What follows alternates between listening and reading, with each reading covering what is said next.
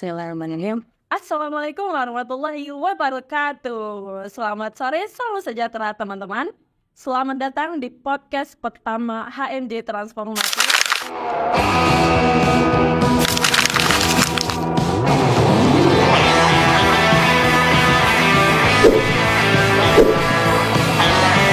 Jadi di sini kita bersama pemateri yang sangat luar biasa ya, teman-teman. Masya Allah. Boleh perkenalkan diri tuh? Perkenalkan, nama saya Hadi. Saya tuh mahasiswa FPI angkatan 2019. Alhamdulillah baru sidang kemarin bulan Agustus. Kalau pengalaman saya dulu jadi ketua himpunan kabinet revolusioner. Yes, ya. For your information ya teman-teman, Tung Hadi adalah ketua umum dari kabinet revolusioner ya Ya, teman-teman. betul. Tahun 2021. Ya, dari 2021 sampai 2020. Kita mungkin saya juga perkenalan itu. Ya, Perkenalkan teman-teman, saya Cynthia Aziza. Saya sekretaris bidang dari pengembangan intelektual. Nah, hari ini kita berkumpul tentang apa nih, Tom? Katanya mau ngebahas tentang pemuda. Nah, tentang pemuda. Nah, kita ngebahas ini tuh. Kan sekarang nih dekat-dekat tanggal 28 Oktober ya, Tom. 28 Oktober memperingati momen bersejarah yang mengingatkan kita akan pentingnya persatuan dalam membangun bangsa, yaitu Sumpah Pemuda. Nah, kami mengusung tema Bersatu dalam Perbedaan Membangun Bangsa. Kita mengenang semangat para pemuda tahun 1928 yang meskipun berasal dari latar belakang budaya yang berbeda, agama yang berbeda, serta suku yang berbeda, namun bersatu untuk satu tujuan, membebaskan Indonesia dari belenggu penjajah. Nah itu, kenapa sih para pemuda harus tahu Sumpah Pemuda nih tuh?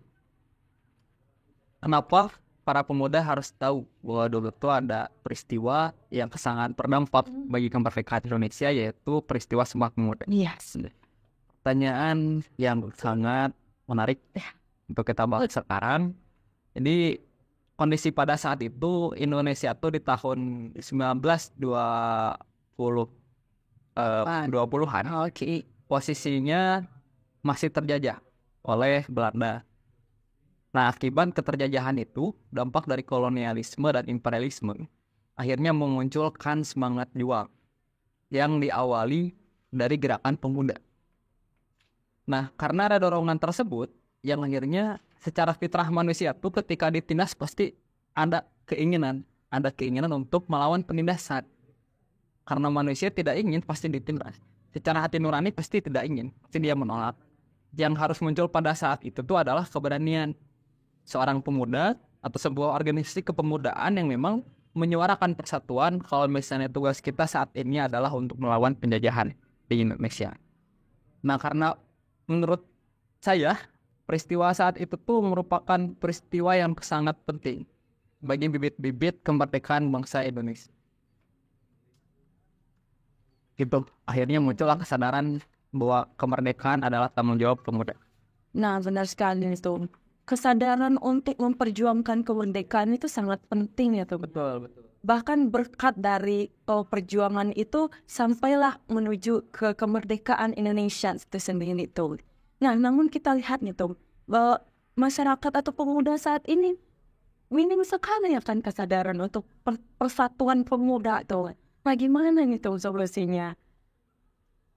Ya, ada perbedaan yang sangat signifikan pemuda saat itu dan pemuda saat ini. Kalau pemuda saat itu dia benar-benar merasa terjadi. Iya. Ada pihak luar yang ingin berusaha, yang terus memiliki keinginan untuk mematikan bangsa Indonesia. Karena secara penjajahannya terasa, akhirnya muncul kan perlawanan tadi. Sedangkan di zaman sekarang banyak pemuda dan pemudi yang tidak terasa terjajah. Iya, benar sekali. Seakan-akan posisi yang dia rasakan sekarang ini tuh baik-baik saja. Padahal mah sedang tidak baik-baik saja. Nah kan dengan adanya dua perbedaan itu artinya ada sebuah seharusnya ada sebuah usaha atau proses bagaimana caranya untuk meningkatkan kesadaran tadi. Nah mungkin salah satunya dengan cara kita sekarang berdiskusi di sini juga, ini menjadi salah satu cara penyadaran bagi kita para pemuda, bagaimana caranya kita melihat peristiwa masa lalu, ada sebuah usaha pemuda yang ingin melepaskan dirinya dari keterbelengguan penjajahan pada saat itu. Mungkin yang perlu kita garis bawahi itu lebih dahulu ya, kalau misalnya kondisi gitu. Terus tadi pertanyaannya Bagaimana untuk meningkatkan kesadaran tadi itu gitu. Kan bisa kita lihat juga ya Tom ya, dengan peperangan saat ini tuh tidak seperti yang dulu. Dulu kan perangnya tuh pakai bambu gulu gitu ya. Terus pakai batu lah, dengan segala apa yang ada dimaksimalkan. Namun sekarang kita bisa melihat ya Tom, peran pemikiran. Peran pemikiran, dan itu suatu hal yang juga harus dilawan ya Tom ya. Nah, gimana sih para peran pemuda itu untuk mencerminkan untuk dari Sumpah Pemuda tadi untuk bisa melawan untuk pada zaman ini gitu. Oke, nyambung ke tadi ungkapan saya, kalau misalnya yang perlu kita sadari sekarang tuh bahwa kondisi kita sekarang tidak sedang baik-baik saja.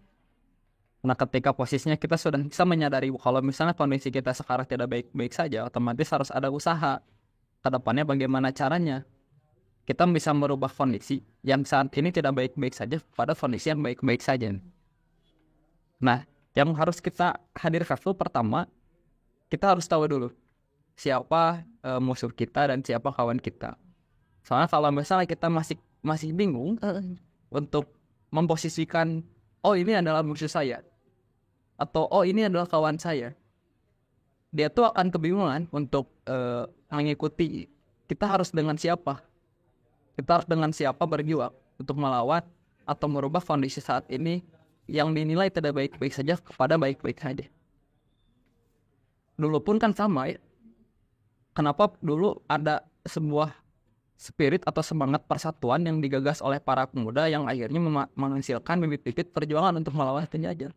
Karena dia tuh merasakan ada satu posisi bahwa oh ternyata musuh kita tuh adalah Belanda. Bukan dari bangsa kita sendiri. Bukan bang. Betul. Karena pada saat itu kan secara proses perjuangan pemuda tuh terpecah. Iya. Pemuda tuh terpecah menjadi spirit perjuangan per daerah. Iya betul. Ada Jong Java, ada Jong Sumatera Bon, ada Jong yang lain. Masih berkubu-kubu ya. Betul, per wilayah. Per wilayah. Dan secara dasar organisasi pemuda itu memperjuangkan kedaerahannya masing-masing. Misalnya Jong Java perjuangkan bahasa Jawa yang dia gunakan sehari-hari untuk menjadi bahasa nasional. Berarti kan kalau misalnya seperti itu tidak akan muncul persatuan. Sedangkan di dalam buku prolog dan epilog Sumpah Pemuda dijelaskan kalau misalnya persatuan itu adalah bibit dari proses kemenangan atau kemerdekaan bangsa. Nah, sekarang tinggal kita melihat kondisi saat ini ya, teman-teman bisa membaca terkadang banyak pemuda tuh yang membawa ego kulturalnya masing-masing. Seakan-akan ya budaya saya yang lebih baik daripada budaya yang lain. Akhirnya kan lupa terhadap musuh budaya kita itu adalah budaya luar yang memang secara dasar filosofi, secara dasar kebermanfaatan pun tidak ada gitu. Akhirnya kan gerakannya itu masing-masing. Iya benar. Dan ketika gerakannya masing-masing, apakah bakal muncul persatuan? Tidak akan bisa. Bahkan jawabnya tidak akan ada sebuah kemenangan. Sehingga muncullah slogan yang saya pernah dapatkan dari guru saya, kalau misalnya zaman sekarang itu adalah bangsa terjajah. Baik kata-kata itu guys. Umat terpecah, bangsa terjajah. Iya.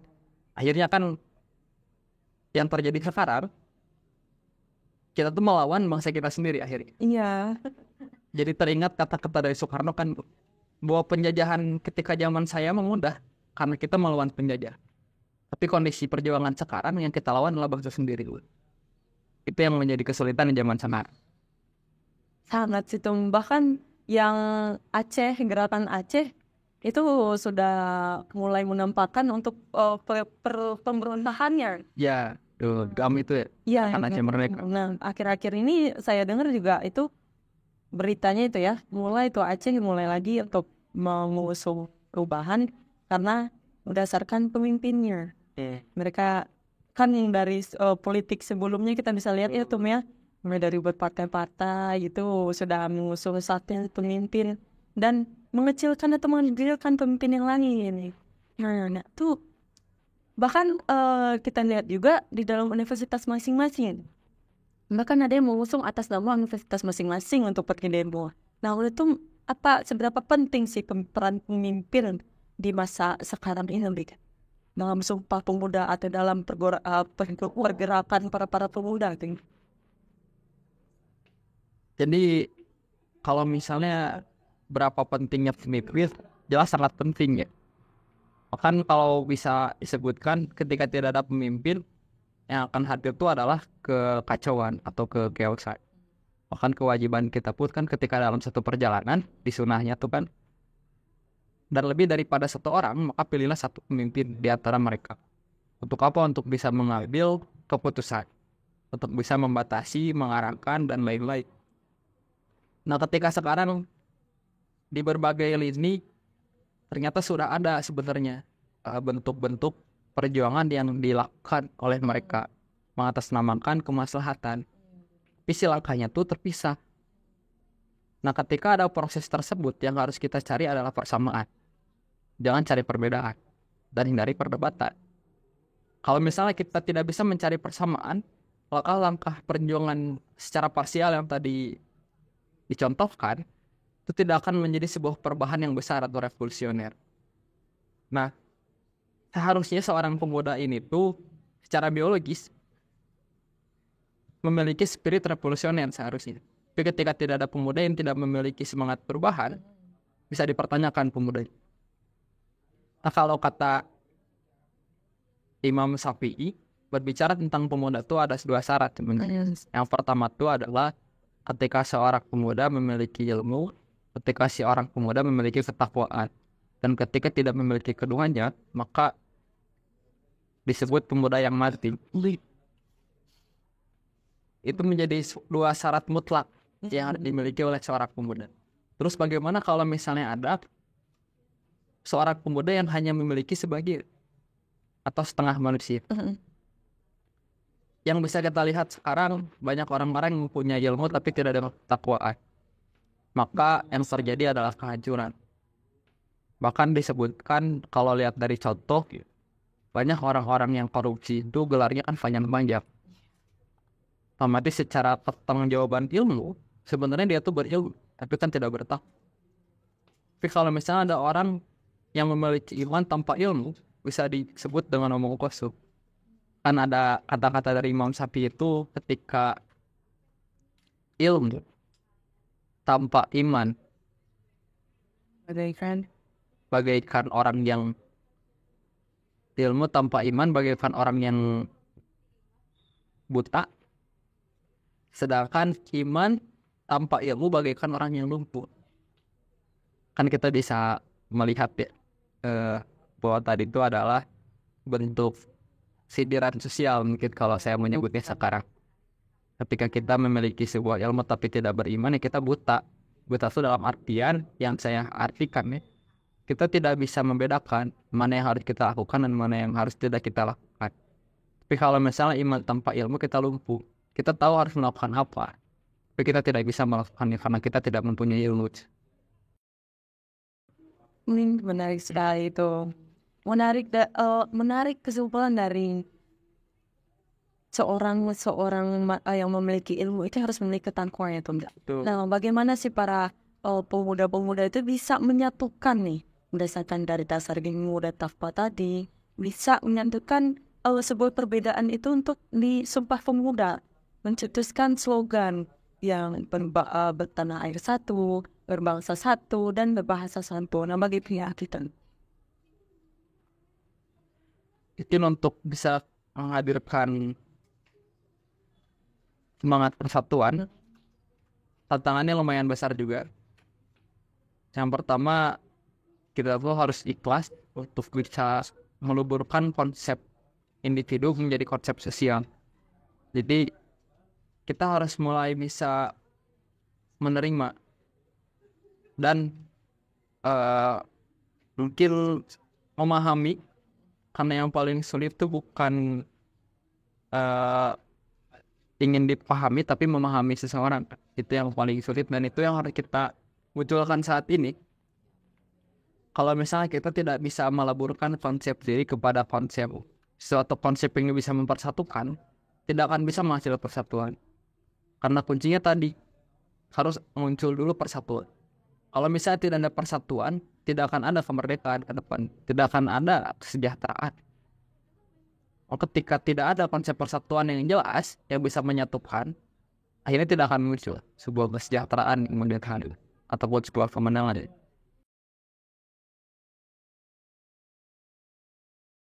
Sehingga kalau misalnya tuntutannya seperti itu, harus ada nilai universal yang bisa diterima, yang bisa dijalankan, yang bisa dipahami oleh bersama. Kalau misalnya tidak ada konsep universal, tidak akan ada sebuah persatuan. Gitu teh. Nah, latar belakangnya gimana tuh? Sejarahnya bagaimana para Sumpah Pemuda itu ya, para panitianya mengumpulkan segala pemimpin-pemimpin dari daerah-daerah itu untuk mencapai suatu Sumpah Pemuda itu. Nah, proses Sumpah Pemuda kan melalui 2 kali Kongres Pemuda. Kongres Pemuda yang pertama tuh tahun 1926 yang mengundang berbagai lini organisasi kepemudaan di wilayahnya masing-masing.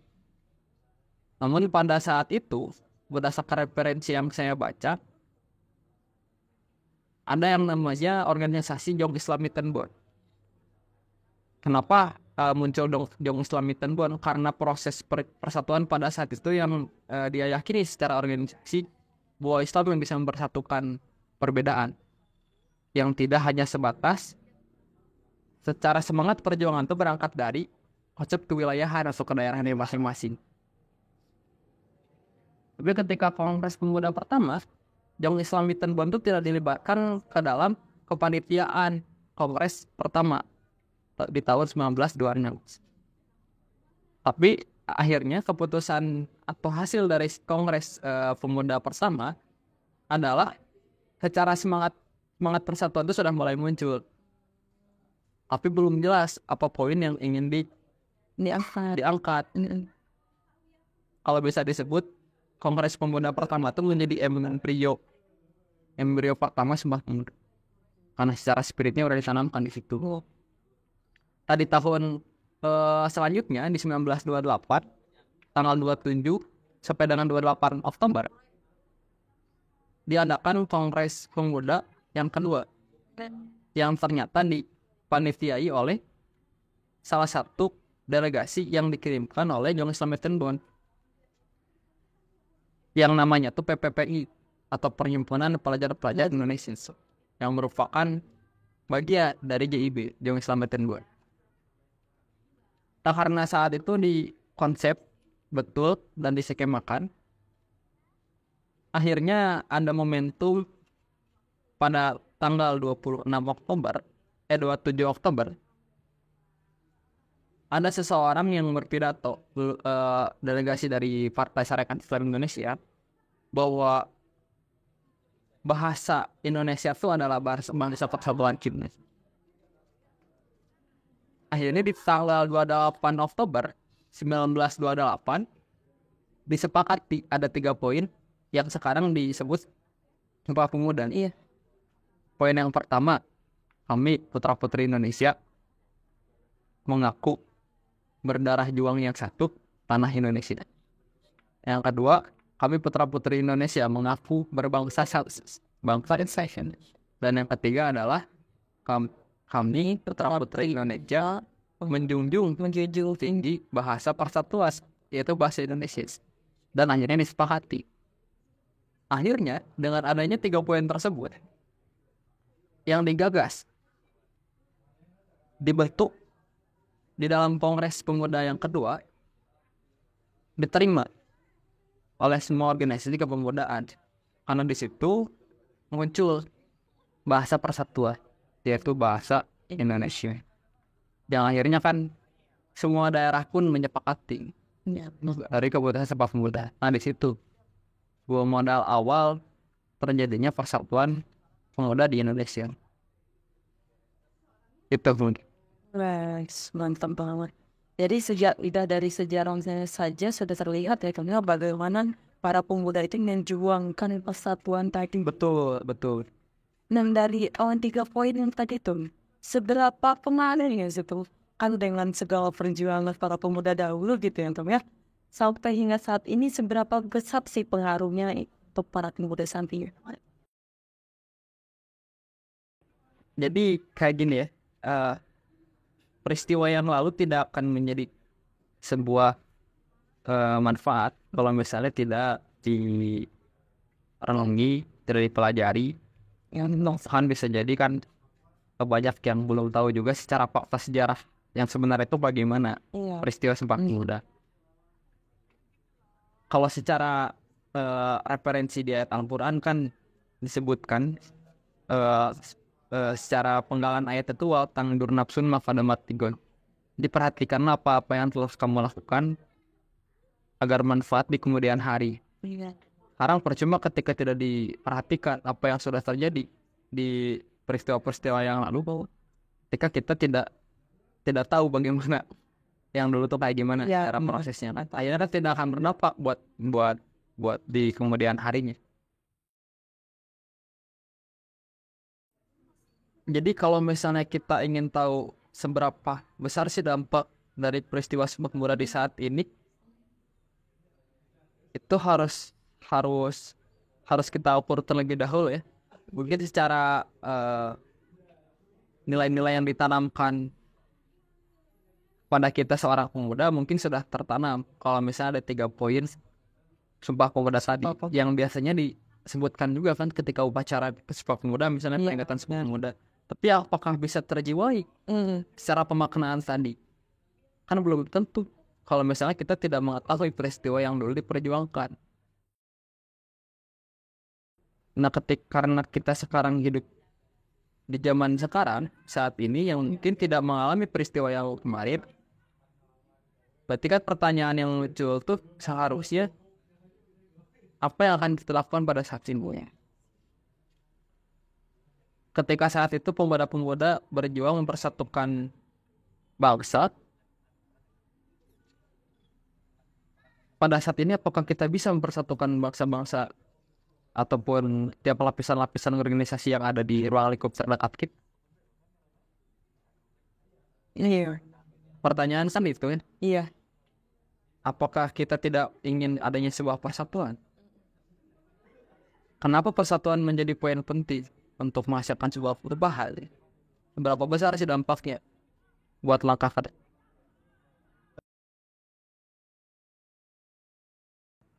Sehingga Imam Syafi'i pernah berkata, seorang pemuda itu bukan yang mengatakan ini loh bapakku, tapi dia tuh menunjukkan bahwa inilah aku. Dan kalimat tersebut tuh bukan ingin menggambarkan bentuk keangkuhan bahwa ini aku, tapi itu tuh menjadi sebuah gambaran komitmen yang dilakukan untuk membuat sebuah prestasi ke depan.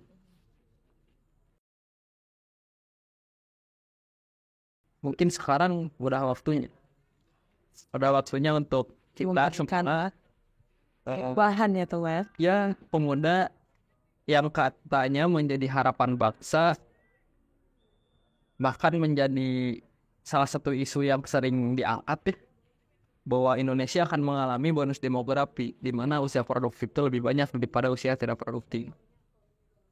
Dan itu kesempatan emas, Ban. Kesempatan emas Banget untuk para pemuda. Betul.